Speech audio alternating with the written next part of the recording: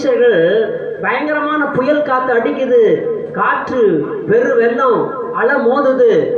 இயேசுவோ நித்திரையா இருக்கிறார். கப்பலின் அடித்தட்டியில் அவர் என்ன பண்றாரு? படுத்து தூங்கிட்டு இருக்கிறார். தலையணை வச்சு தூங்குறாராம், அதுவும் சும்மா தூங்கலையும். அப்போ சீஷர்கள் உடனே ரொம்ப டென்ஷன் ஆகிட்டாங்க. பொருட்களெல்லாம் தூக்கி போடுறாங்க. படகை ஸ்டாப் பண்ணுறதுக்கு, காற்றுலேருந்து படகை காப்பாற்ற என்னென்ன முயற்சியோ பண்ணுறாங்க. எல்லாம் தோற்று போச்சு. உடனே ஐயரே, நாங்கள் மடிந்து போகிறோம், உமக்கு கவலை இல்லையா? இயேசுவை பார்த்து, நாங்கள் என்ன பண்ணுறோம்? நாங்கள் செத்துக்கிட்டு இருக்கோம், நீங்கள் ஜாலியாக தூங்கிக்கிட்டு இருக்கீங்களே, உங்களுக்கு கவலை இல்லையா? நிறைய பேர் ஜபத்தில் இப்படிலாம் கேட்பாங்க. என்ன ஆண்டவரே, இவ்வளோ போராடுறேன், இவ்வளோ பிரச்சனை, இவ்வளோ வேதனை, நீங்கள் கம்முன்னு இருக்கிறீங்களா ஆண்டவரே? பேசாமல் இருக்கிறீங்களா ஆண்டவரே?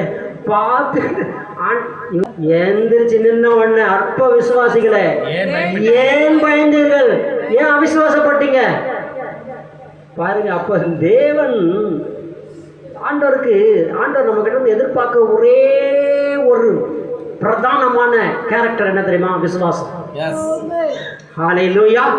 அவங்களுக்குள்ள அந்த விசுவாசம் இருந்ததுதான் அந்த கொஸ்டின் அங்கே வந்திருக்கவே. ஆண்டவரே, அட்லீஸ்ட் ஆண்டவரே எந்திரிங்க, சீக்கிரம் எந்திரிச்சு அற்புதம் அப்படியா சொல்லியிருக்கலாம். நாங்கள் மடிந்து போகிறோம், உங்களுக்கு கவலை இல்லையா? ஜபத்தில் be careful of your words. தேவன் வானத்தில் இருக்கிறார், நீ பூமியில் இருக்கிறார். ஜபத்தில் உன்னுடைய வார்த்தைகள் சுருக்கமாயும் கரெக்டாகவும் இருக்கணும், பெர்ஃபெக்டாக இருக்கு. ஜபம் கூட எனக்கு தெரியும் எப்படி வேணா பண்ணிடக்கூடாது, எப்படி வேணா பேசிடக்கூடாது. அப்புறம் தேவனுடைய கண்டிதத்துக்கு நம்ம ஆளாயிருவோம். எழுந்தது மாத்திரமல்ல, இவர்களை கடிந்து கொண்டது மாத்திரமல்ல, கடலையும் காற்றையும் பார்த்து இறையாதே, அமைதியாது.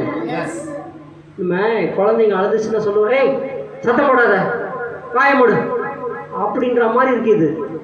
ஒரு புயல் அடிக்குது, காற்று அடிக்குது, சவுண்டு பலமாக இருக்குது, படகு ஆடுது. எந்திரிச்சு ரொம்ப அவர்களுக்கு ஐடியாலாம் கொடுக்கல, இதை பண்ண எதையும் பண்ண சொல்லலை, ஒரே ஒன் வேர்டில் அதை ஆஃப் பண்ணார். ஹல்லேலூயா. உங்கள் வாழ்க்கையில் இயேசு தூங்குவது போல் ஃபீல் பண்ணுறீங்களா?